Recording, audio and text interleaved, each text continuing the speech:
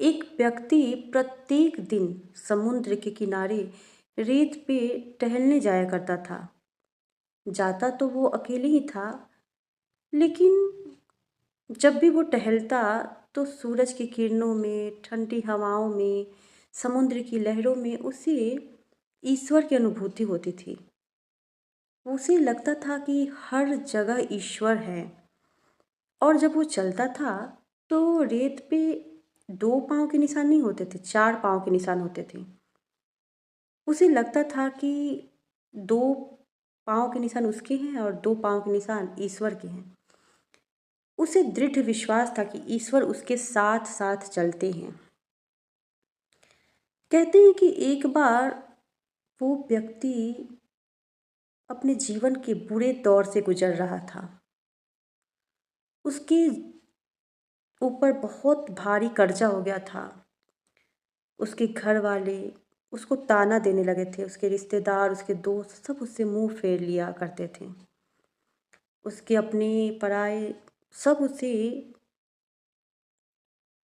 उल्टी-सीधी बातें कर रहे थे। वो व्यक्ति बड़ा परेशान और चिंतित रहने लगा। एक दिन जब वो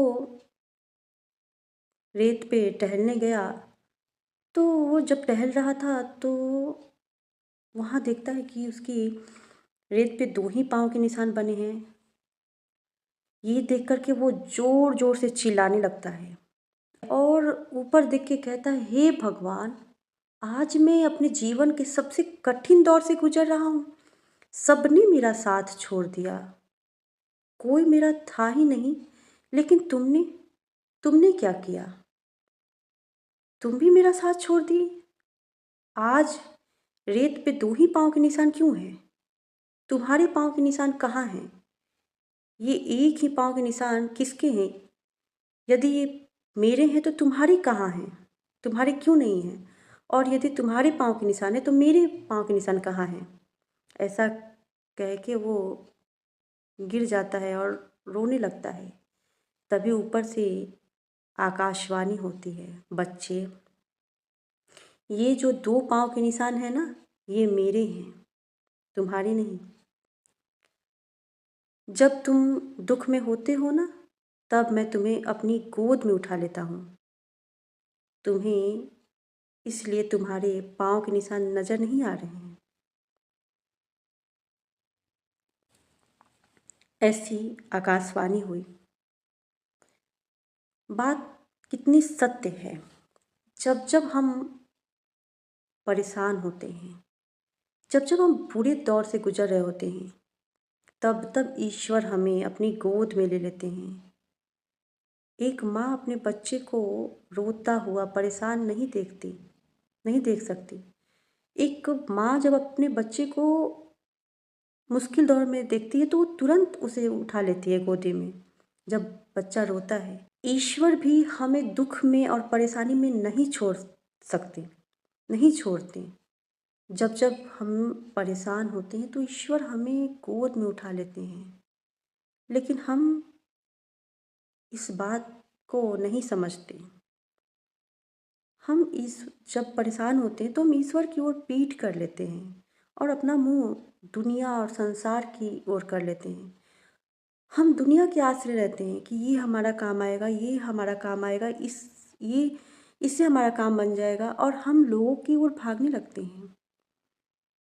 ईश्वर की ओर पीठ कर लेते हैं और दुनिया की ओर मुंह कर लेते हैं।